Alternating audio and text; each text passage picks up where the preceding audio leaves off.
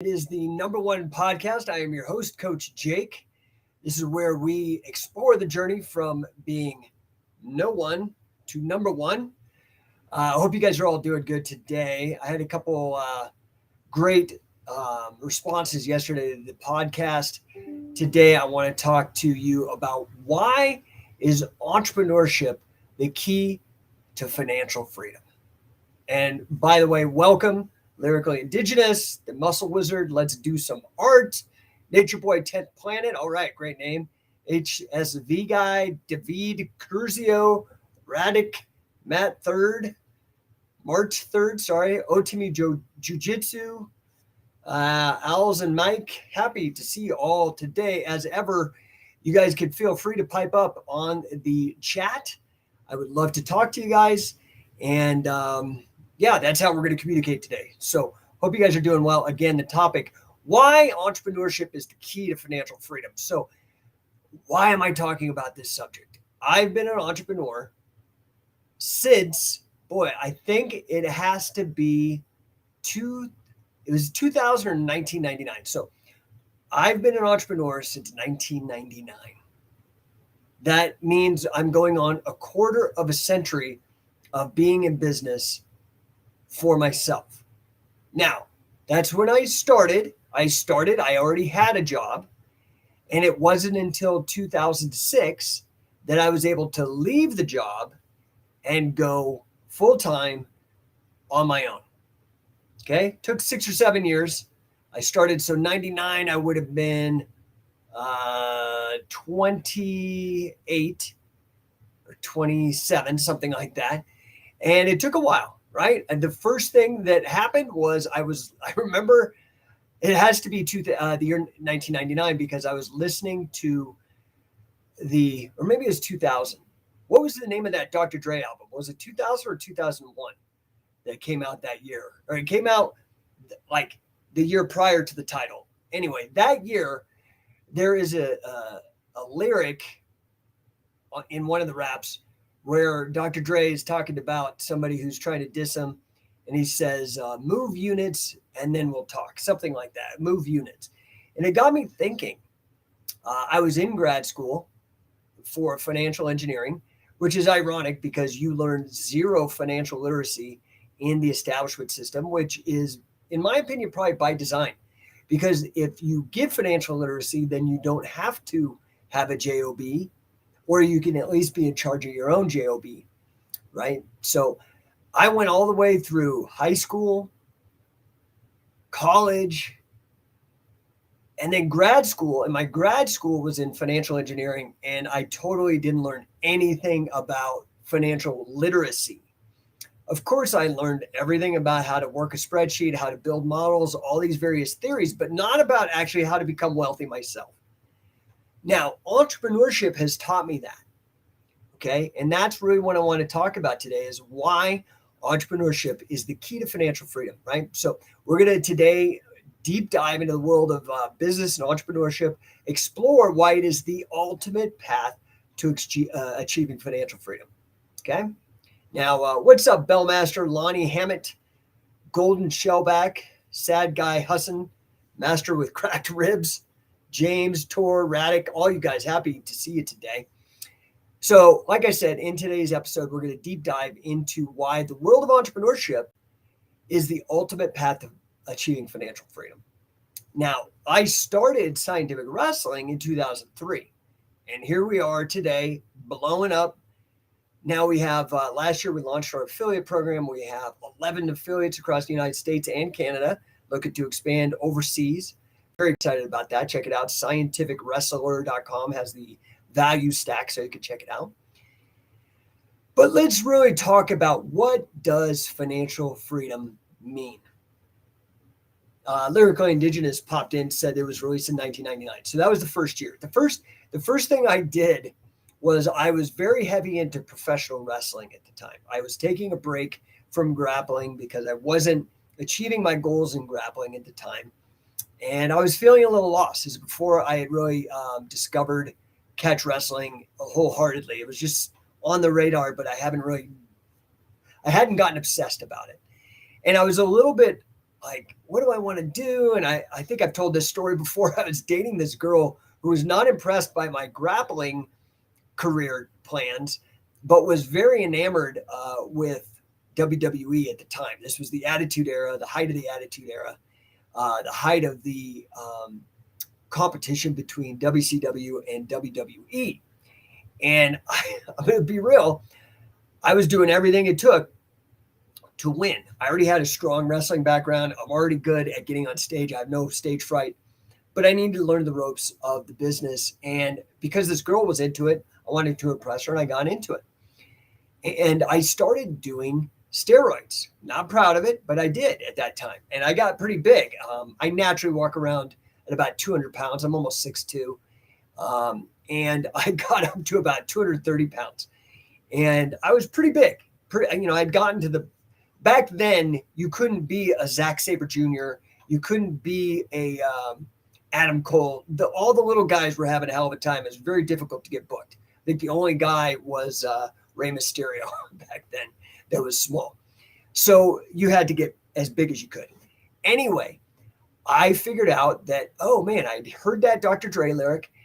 And I thought, you know what? I can't be the only one that wants access to these things. Now you can go and get testosterone replacement therapy. You can just go to your doctor and they'll take care of you. But back then it wasn't so easy. I'd done a lot of research and found all of these overseas companies where it's not illegal. Like in Mexico and Canada, it wasn't illegal to get certain kinds of steroids, like Decadurabolin and these other lower end D-ball and things like that.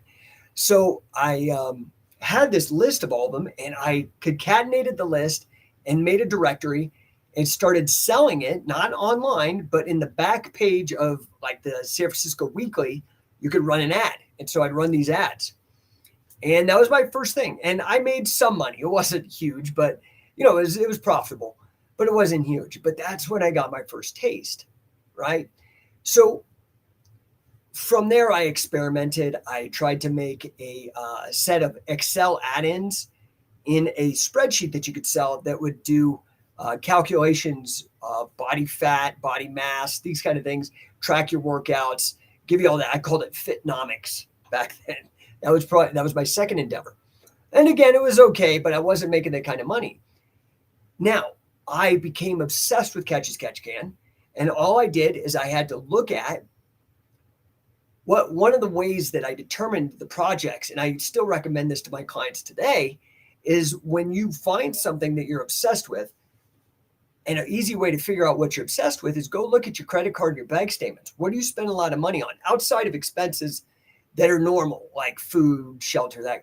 And I was spending all my money going to camps. I went to the Team Quest first MMA camp back in, I think that was 2003.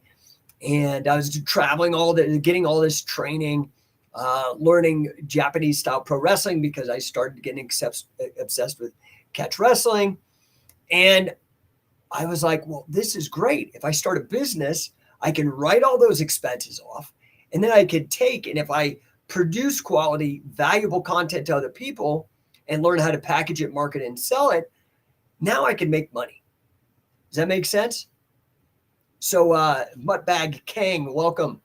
It says, just saw Frank the Legend say he was legit, and I've been a fan of Catch since seeing Ken and Frank step in the octagon. Thank you, sir. Appreciate it. Man, we got a lot of people in the chat. So why financial freedom? Why is entrepreneurship the key to financial freedom? Okay. Well, let's break down the definition of financial freedom. What does it mean? Okay. It's the ability to live your life on your own terms. Okay. Free from constraints like traditional 9-to-5 jobs, bills, that kind of thing. It's really about being able to do what you want, when you want, and with whom you want. Okay. So this is the thing that you have to understand about entrepreneurship. Back then, I was working in banking. I had just in 2002, the year prior to founding Scientific Wrestling, I earned my Master of Science degree in financial engineering, which is basically a combination of financial mathematics, statistics, stochastic calculus, derivatives, financial derivatives, like options, forwards, swaps, things of that nature, and a little bit of computer programming. Heady stuff. Cool to know, but not my passion. It's pretty boring, but it paid me well. Okay. So but I didn't have options. I had to show up to the office every day. I had certain KPIs that I had to hit. Does that make sense? So I wasn't free. So the first reason why it gives you financial freedom is it allows you to be in control of your own income. Okay. Now that could be scary for a lot of you guys. A lot of you guys would rather just have this illusion, and it is an illusion of security about getting a salary. What you don't understand is you're getting paid by an entrepreneur. Unless you work for the state at some level, your boss, the CEO or the owner of the company is an entrepreneur. Meaning they started a company and took all the risk. And what they see is the variable nature of the cash flows, largely dependent upon your ability to market and sell your value in the marketplace. You don't see it if you're getting a salary and you have this illusion that it is all good, but it's not. And when you run your own business, that illusion is shattered. And you understand that you relying on somebody else for your own paycheck is very dangerous, very high risk. If you've ever lost a job or been laid off, you know what I'm talking about. But it's one of those, if you learn how to fish, people don't have to give you a fish. And that's the same thing with being an entrepreneur. You don't have to rely on somebody else for your income. You know how to create your income at all times, right? You create your own income streams. And because it's yours, as you grow, the potential for that income is truly nearly endless. Look at Elon Musk. I don't think he's the richest guy on the world right now as a broadcasting, but he was just a couple months ago. I had some weird things happen in the market, so now he's not.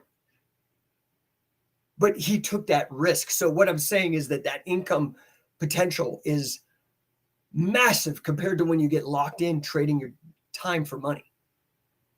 The thing you have to understand, you're always trading your time for money, no matter what you do. But are you using leverage? Are you getting the most out of it? And to do that, you have to take a risk sometime. Does that make sense? Welcome, Cairo Hall. Welcome, Stuart Durston. Waco Punk, Nick Slawinski, 510 January, Slammer 626. Happy to see you guys. Now, does that make sense to you? I hope that makes sense. Hey, what's up, Diggs? Give you a shout out here on the screen. Happy to see you, pal. And let's see, we got Walt here. How goes it, brother? It is excellent, sir. I would say good day, but it's great day. So I think I got to change that. I don't know. Give me a number one in the chat if this is making sense to you. This is absolutely crucial. You have to be in control of your own income if you want to be in control of your own destiny. Now, not only do you get to control your own income, another reason why entrepreneurship is key to financial freedom is because it allows you to actually diversify your income streams. So once I actually started getting traction, I had my first couple failures, and then I figured out how to do scientific wrestling. Now I found something that connected with people. Next thing I did is I created the mace bell. The whole mace movement. And that connected with people. Then I was still working. I had this other job, and I was at this, it was a reverse mortgage, the largest reverse mortgage originator at the time. And I was in the metrics. I was the manager of I can't even remember my title. It's so long ago. But basically, I was a statistician and doing a lot of analysis for them. And I was having these really big wins with entrepreneurship and seeing the potential. And I was like, okay, these are cool, but I really want to blow up. I really want to do something big. And so I actually went I had a boss at the time, John Lundy, and he kept hammering me. He kept saying, dude, I need you to give me these market share statistics. Now, all the companies back then for reverse mortgages were privately held. So I couldn't go out to like a K1 and get the data. I was like, dude, I can't do that unless you give me a corporate espionage budget. And I'm not going to, as a joke, but I couldn't get the data. And so I kept racking my brain. And earlier I had worked as a statistician at a data cooperative called Abacus Direct. And so I had an epiphany in the shower because my mind was in this creative entrepreneurship mindset. First of all, I adopted the entrepreneur mindset. And I was in the shower, the idea just manifested, magic in my head. Popped in. What's up, Eric Paulson? Good to see you, my friend. So it popped into my head, this idea that why don't I take this idea from the past when I worked at this database cooperative? It was in a marketing database cooperative. Abacus Direct was a subsidiary of DoubleClick, the big internet click company. They did banner ads and stuff like that. And I said, why don't I take the ideas that I've learned when I was a statistician at this database cooperative and apply it to this reverse mortgage space? Now we could create a database where all the people that I couldn't get data from, I would protect them legally with non-disclosure agreements and this, and they'd all contribute data, and then I could sell them back the reports because I knew that if we wanted that data, these other people did. But we could protect the data, spit back these reports, and show them where they ranked, but not reveal who else was ranking or whatever. You understand? And I went back to my boss. We had a weekly meeting, and he said, hey, what's going on? I said, hey, I figured that problem out. And he was very excited. And he goes, well, what is it? How are we going to do this? And I said, well, you're going to have to quit. I'm going to quit. And we're going to take Topher, the database guy, with us, and we're going to go out for him. And he thought about it. And guess what? He quit. And we started it. And it was the first reverse mortgage consultancy in the space, still going since 2006. And we all quit. And since 2006, I have not worked for anybody else. Then I decided, okay, I don't want to be doing this work because it wasn't my passion. And my wife had an opportunity with a software company that she was already working with.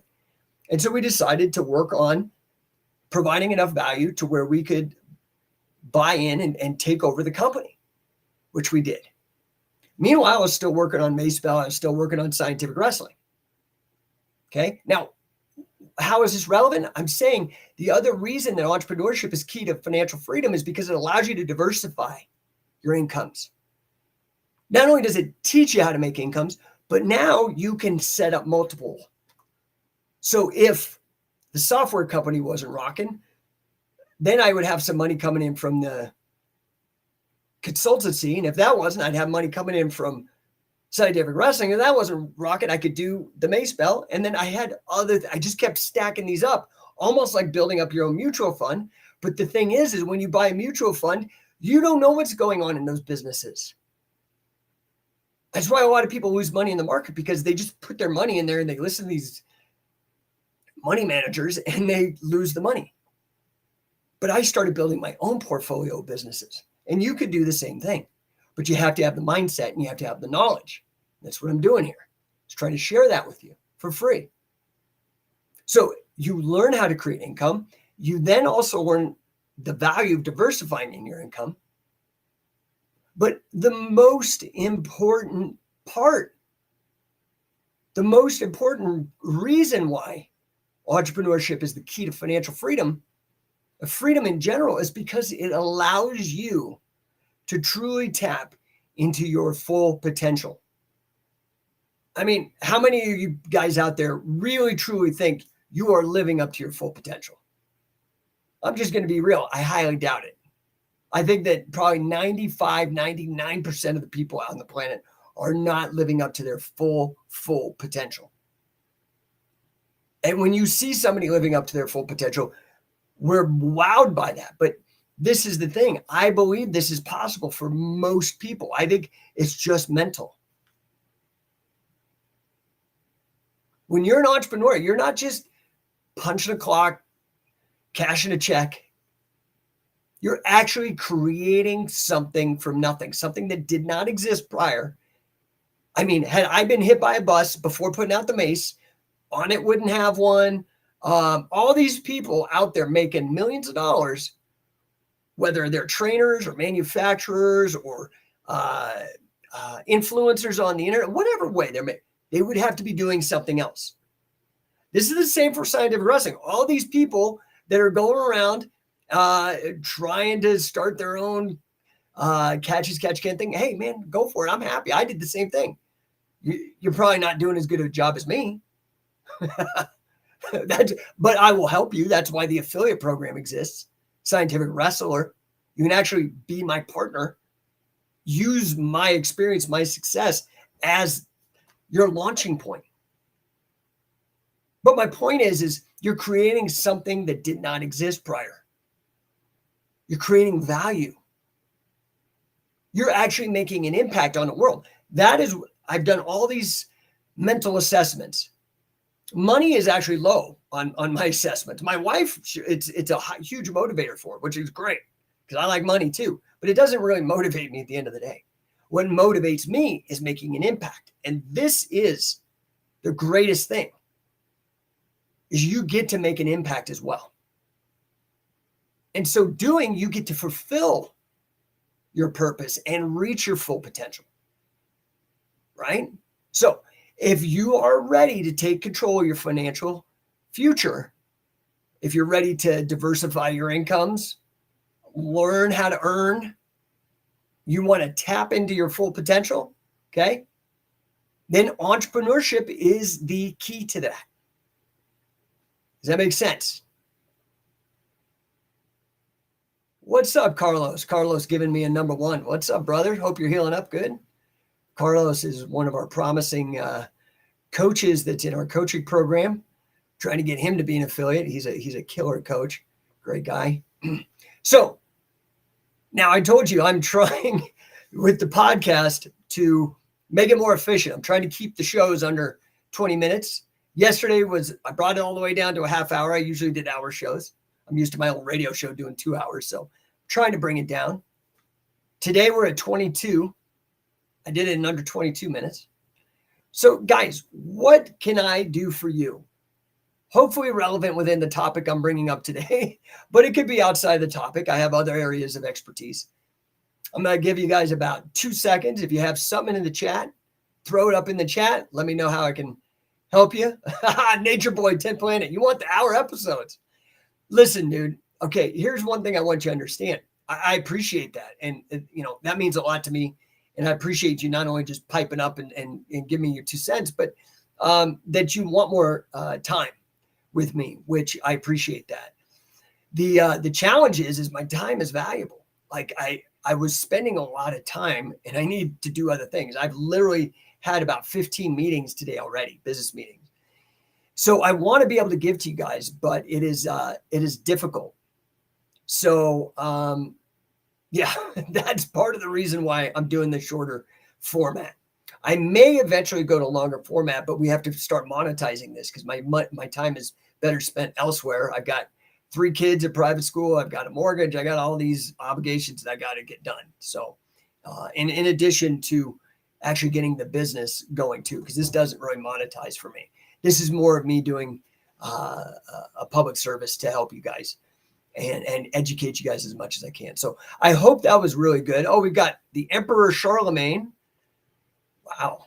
That is one hell of a title off of YouTube saying, I always catch your podcast when you're about at the end of them. So here's the good news, guys. Part of the reason why I'm shortening them too is that I've engaged a professional producer, and the producer is really helping me blow this up. And one of the things that's good about this is not only are all the shows up on YouTube, so you can go over to my YouTube channel, both on the Scientific Wrestling and my personal No1 channel, but they're also on Apple Podcasts. I'm really excited about that because about 80% of the big guys, and I want to get up there. I'm always trying to be number one. So most of the big guys, they get 80% of their traffic off Apple Podcasts.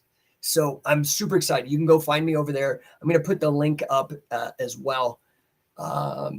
Dennis Carminati, welcome. Stellar Steven gives me a number 1. Thank you, sir. All Nation Tattoos, Dave Ujum joined. Let's see. Oh, and then Charlemagne says, Emperor Charlemagne, speak about the superior wrestling and MMA compared to BJJ and how catch plays a role. Well, I've talked about this several times. Okay. We know this is now common knowledge. This is why you see guys who love to trumpet being on top, but secretly know they're not, because wrestling, MMA is the driver of all martial arts right now. Honestly, UFC really drives participation the same way NFL drives participation of flag football and peewee football and all that kind of stuff.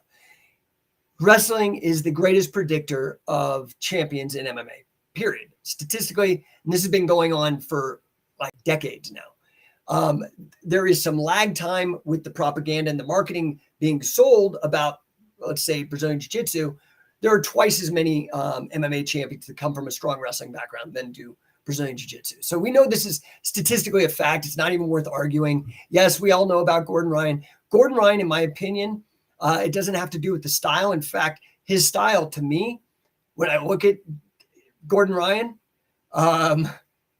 wrestling in short shorts, ripped to the gills, maybe juicing, looks a little bit like early Lions Den to me, doing leg locks. So we've kind of already seen this, no gi. So he'll say it's jiu-jitsu, but you can even look at, like, he's a once in a generation athlete. Okay. I don't even think it's his coach, honestly. Now that goes against the marketing and might ruffle some feathers, but I think that it's just, he is truly a stud. Okay. Now, given that, I see even Danaher switching, calling everything pinning now. Nobody said pinning in the grappling space or in the MMA space until I brought it in and started pushing it. That's a fact, dude. I can go back because we got an internet, everything's documented. I brought Wade Chalice into scientific wrestling at the very beginning. He is known as the king of pinning. Our first produced video together was Killer Cradles about pinning for grappling. Then we did the Pinisher, which was pinning for MMA. So this is all stuff that, and people are now following what we have established in our research. And I'm very honored by that. I wish people would actually start citing and giving credit, but they don't.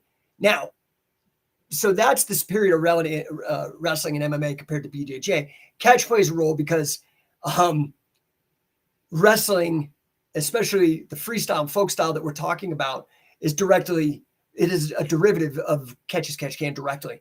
And in particular, you just have to now take these stud wrestlers who are dominating, and instead of learning the wrestling and learning this jiu-jitsu, very simply, we just have to get them a little bit of grappling literacy and tune into the setups that Catch as Catch Can has, and you don't have to unlearn the wrestling.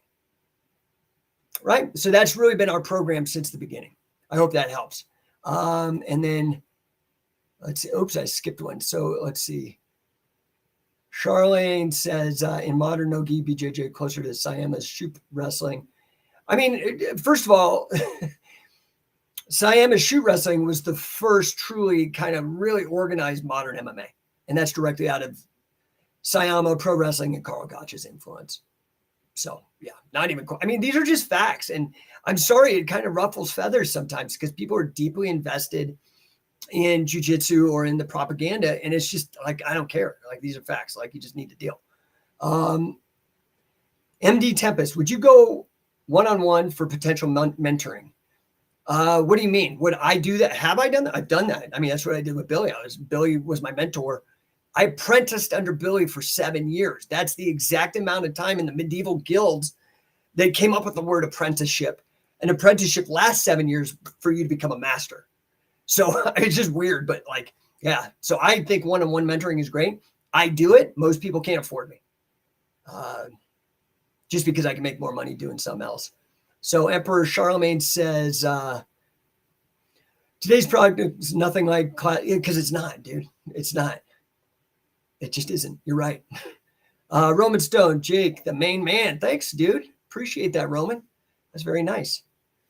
And then he says, most knowledgeable catch as catch can man on earth. There's a lot of really good guys out there, okay? Obviously, first to mind comes Josh Barnett. That's, I think, where a lot of our friendship comes in. I think Eric Paulson knows a decent amount. I think he's spread out over a broad domain. So, he really knows like a lot about the striking, and he's a jiu-jitsu guy, and then had a strong judo background. I think Eric's very knowledgeable as well. But yeah, dude, I'm going to be real. I put in a fuck ton of work, dude, massive amounts of effort. I think I've published, I can't even count the pages. It's tens of thousands of pages, produced tens of thousands of minutes of content. I don't know, man. Yeah, I put in a lot of work, a lot of grind, bro. Nature Boy 10th Planet says, thanks for sharing the Carl Gotch and Inoki workouts. Yeah, guys, you got to check out the YouTube page. I put up great stuff there. I put up a lot of great stuff.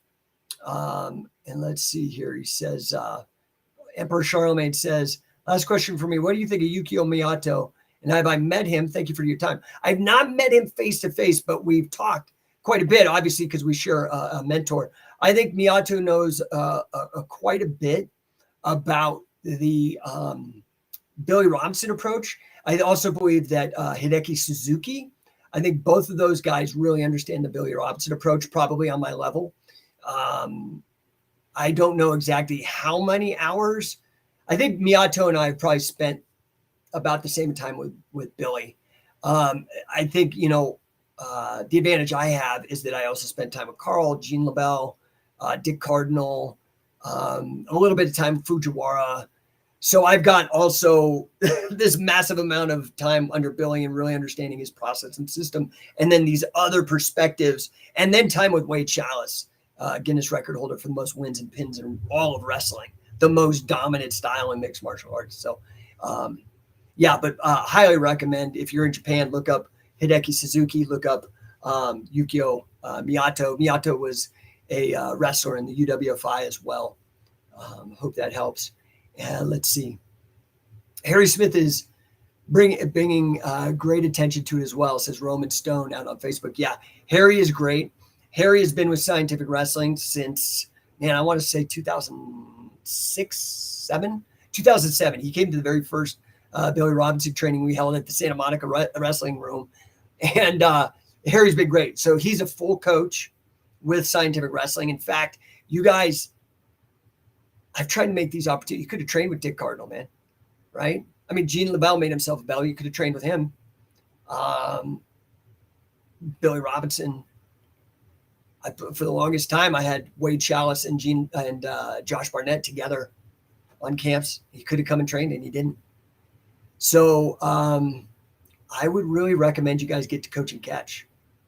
I would really recommend it. Harry and I are going to be in Orlando.